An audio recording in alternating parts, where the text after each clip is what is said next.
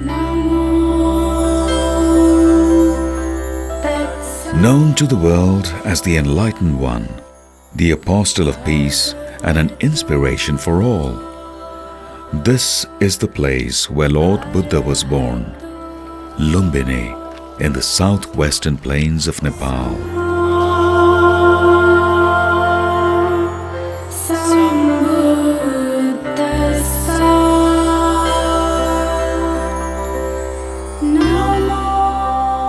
Buddhism spread from the Himalayan foothills to Sri Lanka, Japan, and China.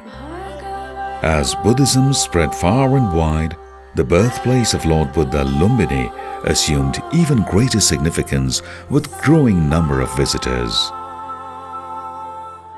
However, after Ripumala's visit in the 14th century, Lumbini and Kapilvastu slowly converted into bushland, and Lumbini was almost forgotten.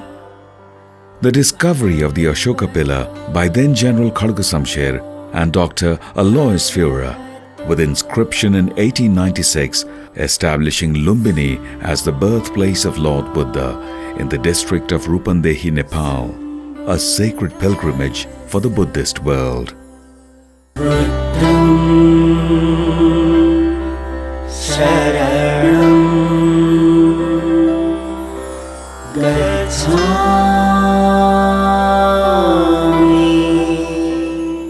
According to Buddhist literary sources, around 623 BC, Queen Maya Devi was on her way to Devdaha, her maternal home. Enjoying the luxuriance of Lumbini garden, suddenly a pain she feels, knowing what is to come. She enters the Pushkarini pond to cleanse herself. After emerging from the pond, she proceeded towards the north, looking for some support. She holds a branch of a sal tree, and there a child is born who was to become Lord Buddha, the Enlightened One. The engraving on the nativity sculpture depicts the moment of Buddha's birth. The visit of Emperor Ashoka in 249 BC is significant because of the installation of the Ashoka pillar with inscriptions that provide epigraphic evidence.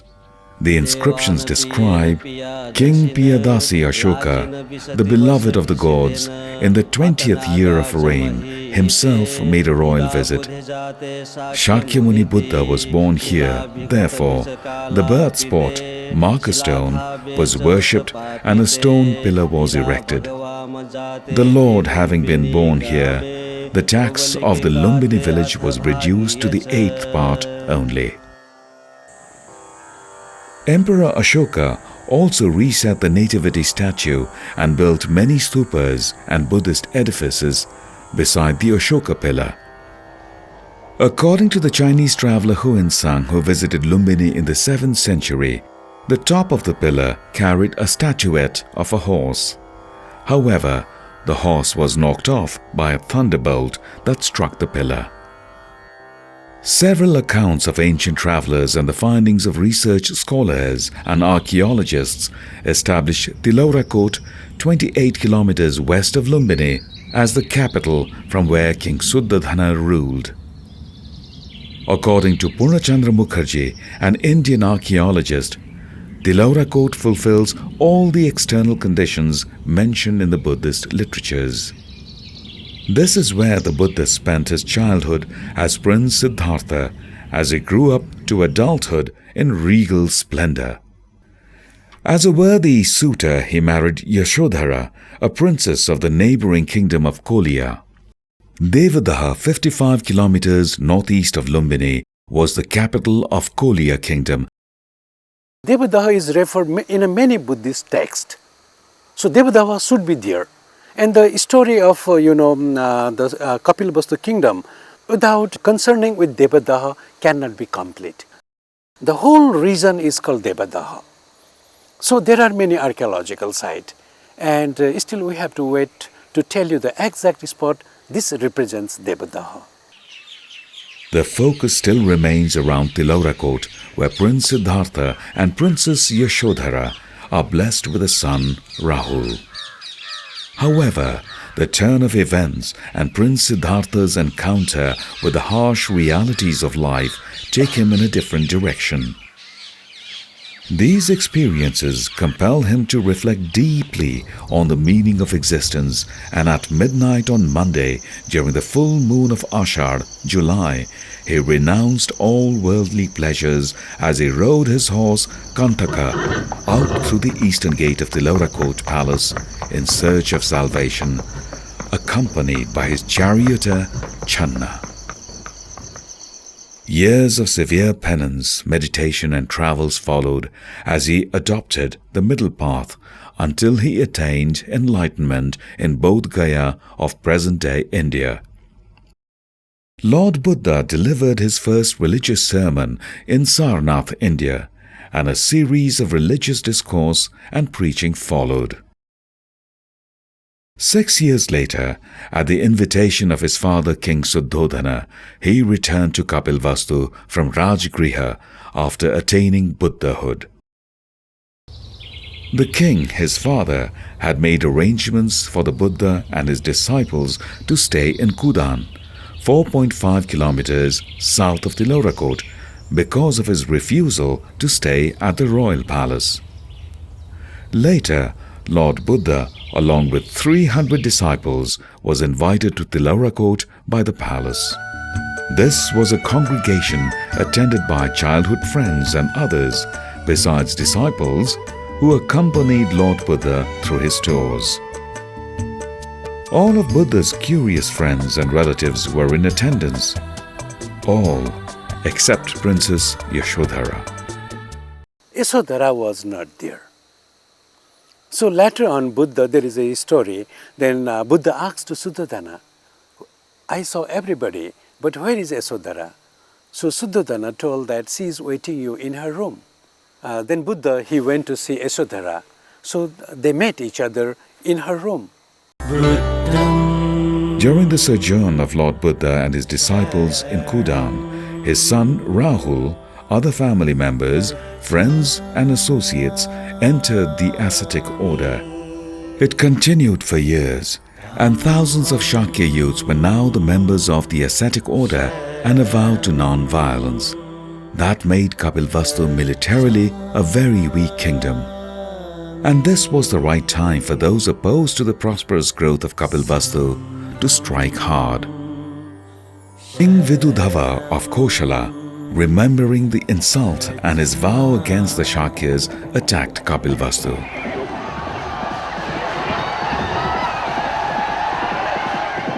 Vidudhava gained victory over Kapilvastu easily. Shakyas fled from Kapilvastu for the safety of their lives. Later, Vidudhava's army encircled the Shakyas in the jungle of Sagarhawa, and they are believed to have massacred thousands of Shakyas out of vengeance.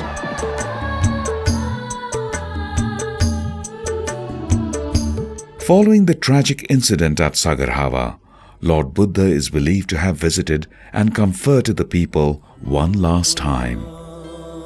After that, Lord Buddha continued preaching and delivering sermons in different parts of India, attracting disciples and a large following wherever he went.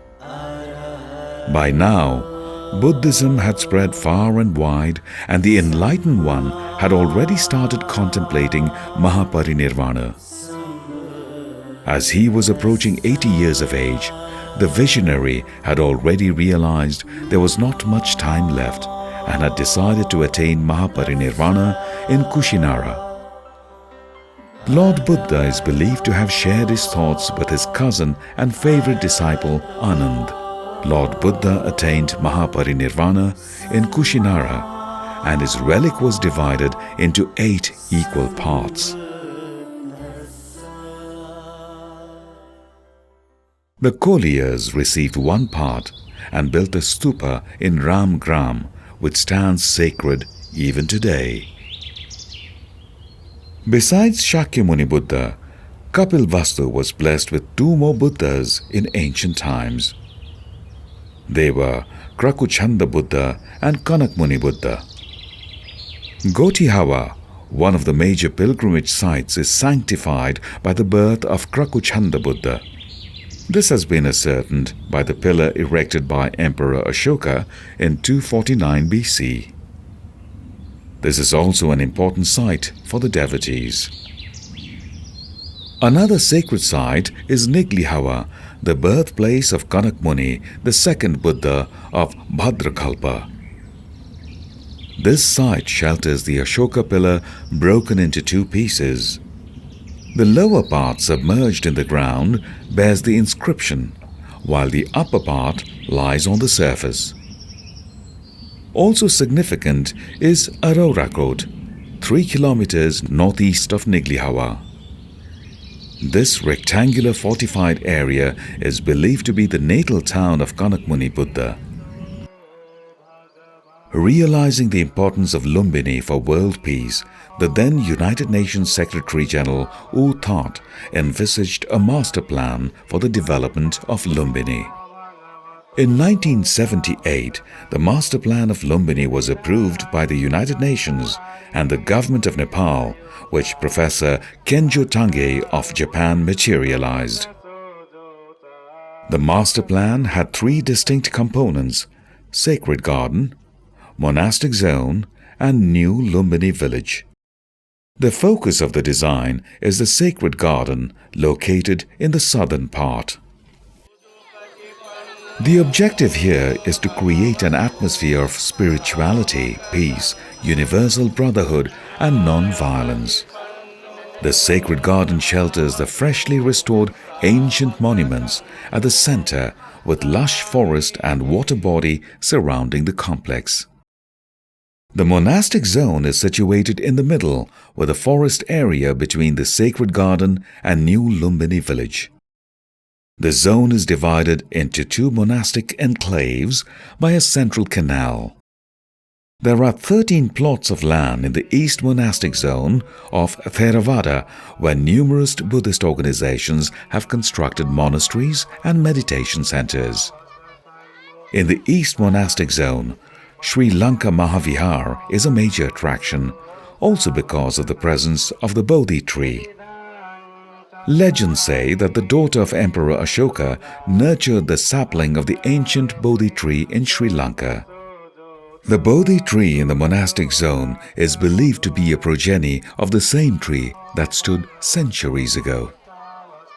The preservation of a relic of Lord Buddha placed by the Sri Lankan President Rajapaksa himself has rendered the monastery even more sacred and venerated. Another relic has been placed by the Sri Lankan President at the foundation of a stupa. And 29 plots have been allocated in the West Monastic Zone for Mahayana schools of Buddhism. Various Buddhist countries and organizations have constructed vihars, and some of them are under construction. Panditaram International Vipassana Meditation Center, Myanmar, is located in this enclave. Vipassana, an ancient technique of meditation, means to see things as they are, and practice of Vipassana is the total healing of human suffering. It is believed that this meditation technique, rediscovered and practiced by Lord Buddha over 2,500 years ago. The northern part of the master plan area is being developed as the new Lumbini village, where the visitors can find comfortable hotels offering necessary facilities. The cultural center lies in the southern part of New Lumbini village. The Lumbini International Research Institute, LIRI, is one of the main attractions of Lumbini village. It's a treasure house of books and other documents for Buddhist scholars and researchers. All the artifacts discovered at the excavation sites have found a rightful place in the museum.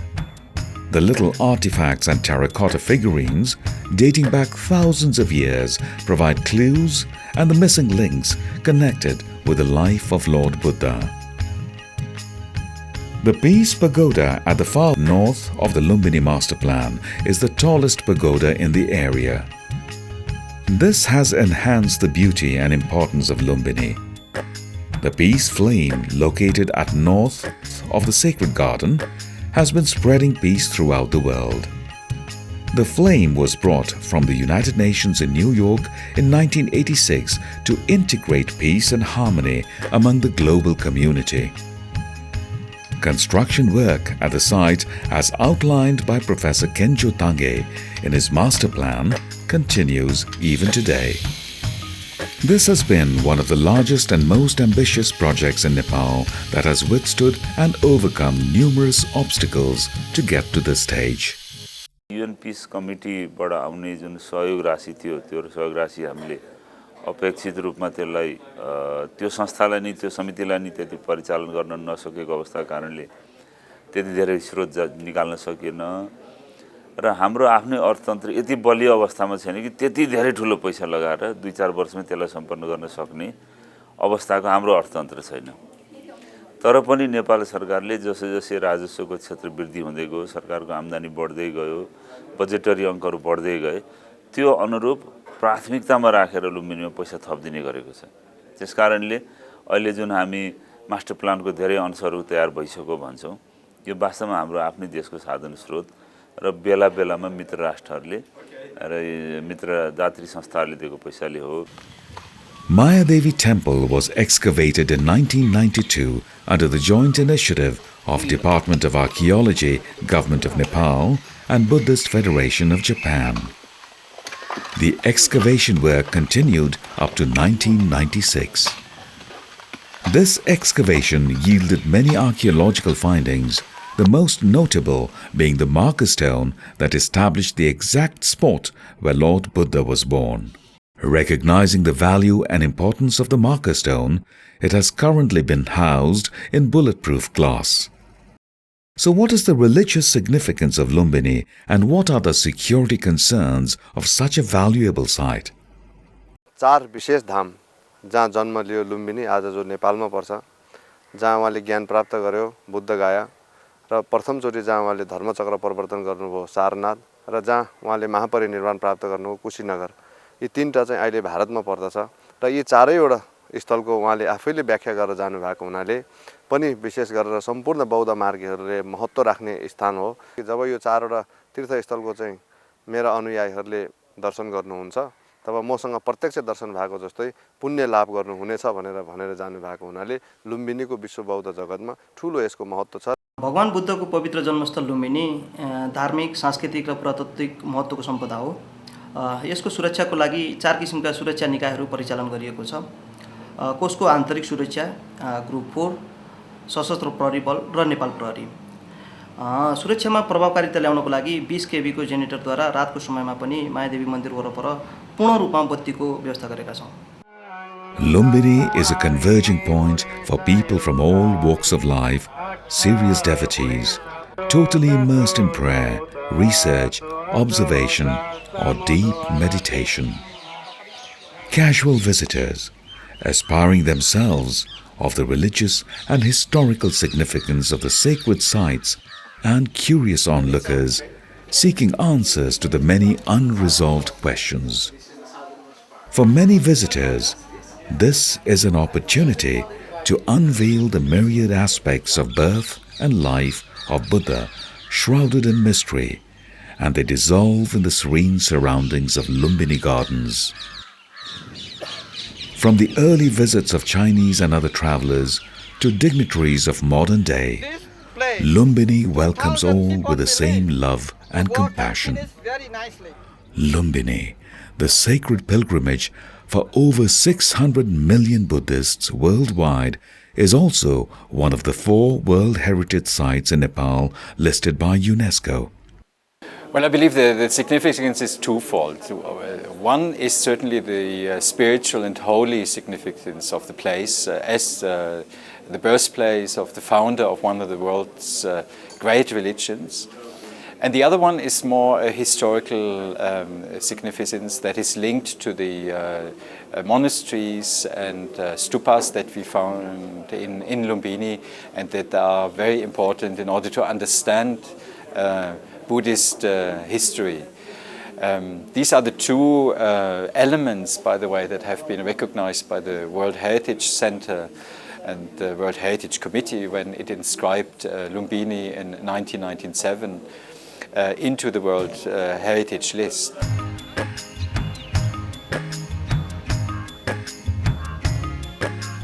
Agriculture has been the main economic activity for centuries and paddy the major crop of the area.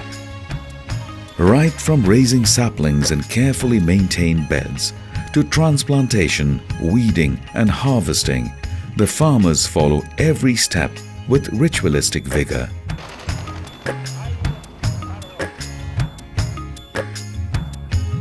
Sharing the habitat with their human neighbors, various species of wildlife, including bluebirds and varieties of birds, live in harmony.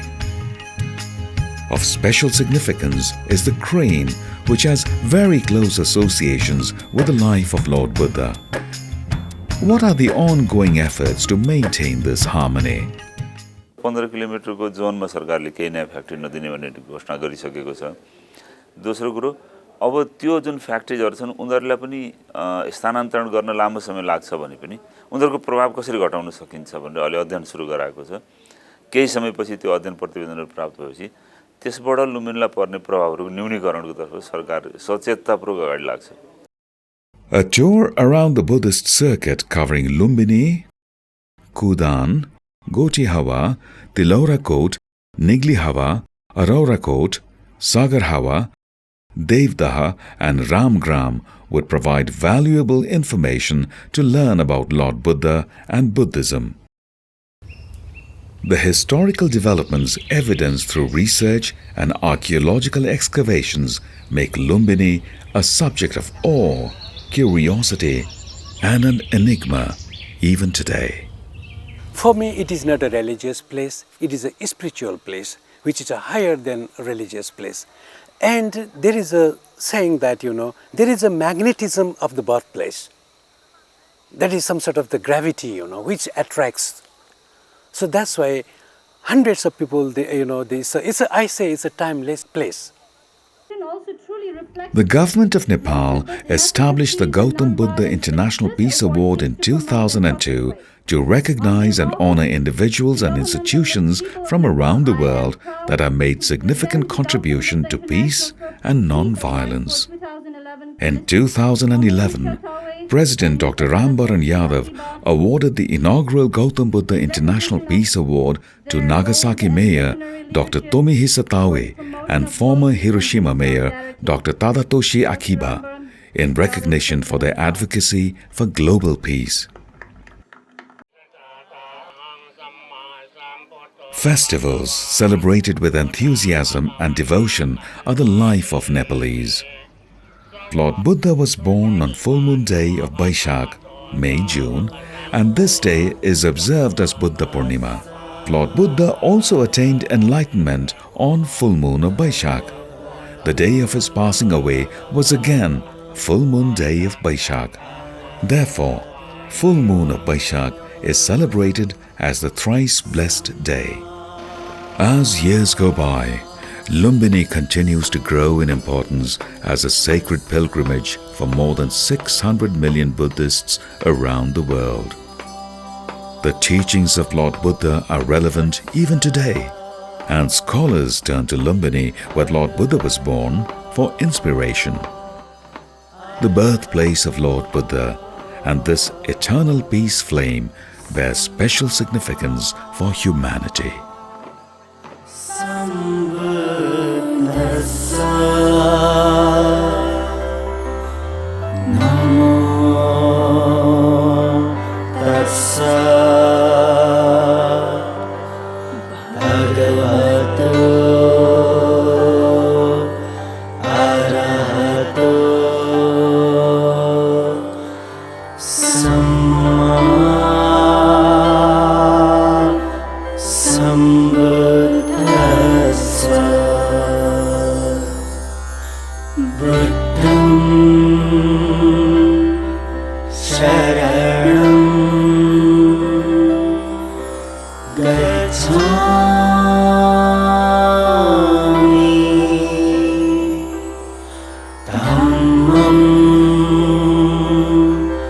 Sharanam